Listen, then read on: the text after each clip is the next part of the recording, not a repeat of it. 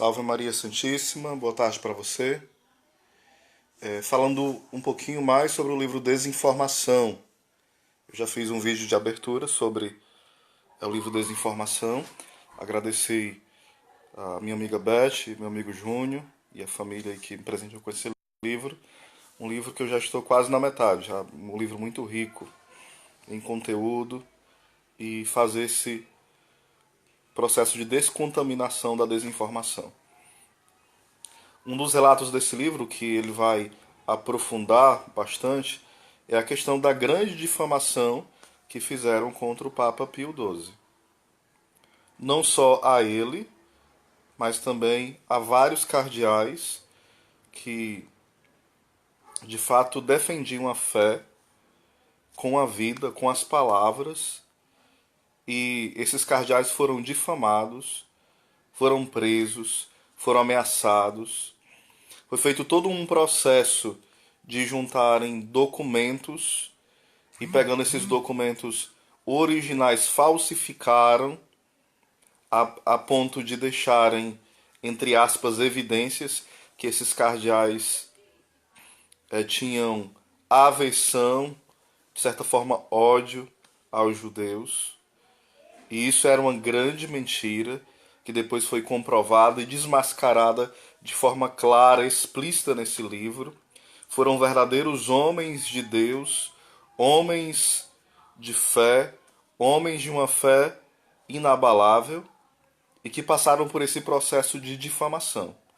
Fizeram o mesmo com o Papa Pio XII, aonde hoje alguns livros já remontam, né, que isso é mentira, claro.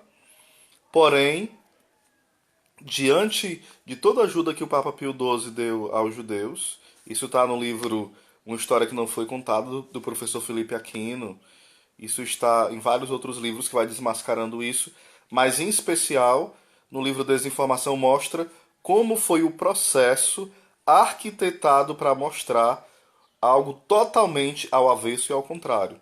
Porque o Papa Pio XII, pelo contrário, ele ajudou e muito aos judeus na época do nazismo. Ele se colocou de forma ferrenha, clara, porém de forma prudente e não covarde contra essa ideologia maligna que é o nazismo. Ele se colocou de forma muito clara e prudente. E muitas vezes, quando ele evitou falar de forma mais clara e mais contundente ainda, foi para evitar mais mortes dos judeus. Não em benefício próprio, mas em benefício daqueles que ele estava protegendo. É tanto que os judeus agradeciam de forma muito clara por essa ajuda do Papa Pio XII. É tanto que os locais do Vaticano ficaram inundados, cheios, repleto de judeus lá. Todos os locais estratégicos que poderia colocar os judeus foram colocados para protegê-los, né, dessa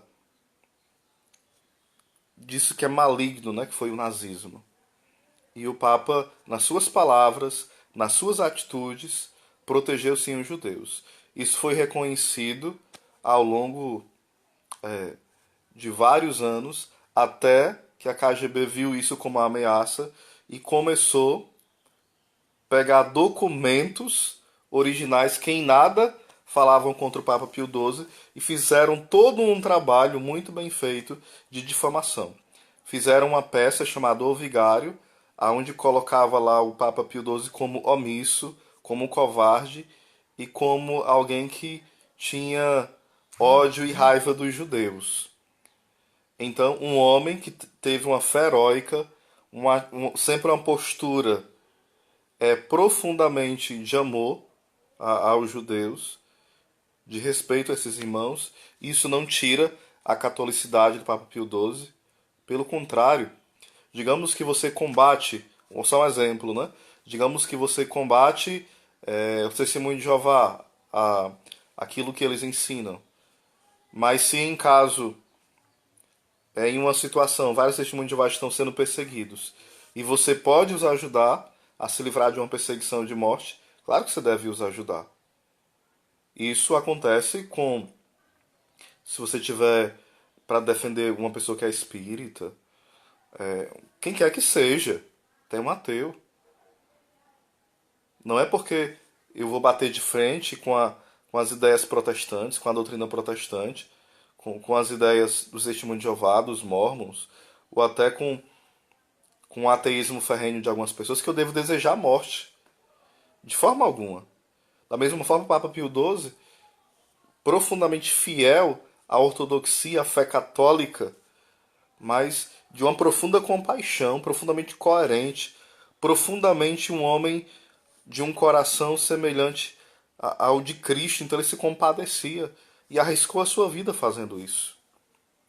E depois foi feito esse processo todo de difamação, através de documentos falsificados, através de jornais, artigos, através dessa peça teatral que foi andando, né, em vários países, que encontrou resistência a princípio, né, de muitos, porque sabia que aquilo ali era um processo claro de difamação. Então, por isso, nós devemos estar atentos demais.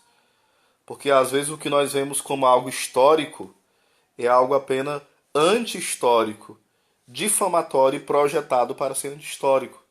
Porque esse é o processo que a KGB faz. Ele tenta mudar, claro que não tem esse poder, mas nessa arrogância de querer ser Deus, né? Eles tentam mudar os fatos passados, sabendo que não podem ser mudados, sabendo que não foi daquela forma, eles tentam mudar os documentos que apontam para aquele fato, para que as reações presentes e futuras sejam outras. Então é algo malicioso, é algo maldito, maligno mesmo, que fazem por pura malícia. Então estejamos atentos contra tudo aquilo que ainda hoje é falado contra o Papa Pio XII.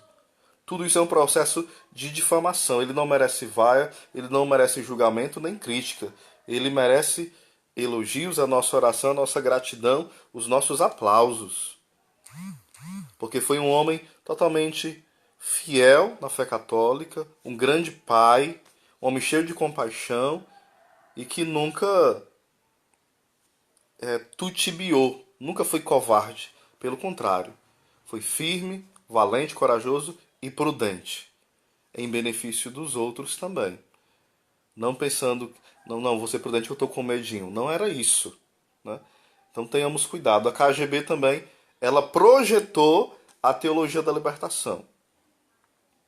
A, a teologia da libertação é esse vírus, né, que foi projetado. Depois eu falo melhor sobre a teologia da libertação como esse vírus que colocaram para tentar destruir a igreja por dentro. Isso também foi fruto de todo um projeto bem orquestrado pela KGB.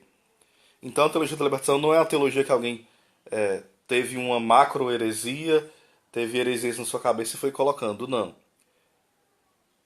Foi esse verme, foi esse vírus, né, que foi colocado de forma bem pensada para tentar destruir a igreja por dentro, em especial aqui na América Latina. Então, em outro vídeo, eu abordo esse assunto. Então, um abraço.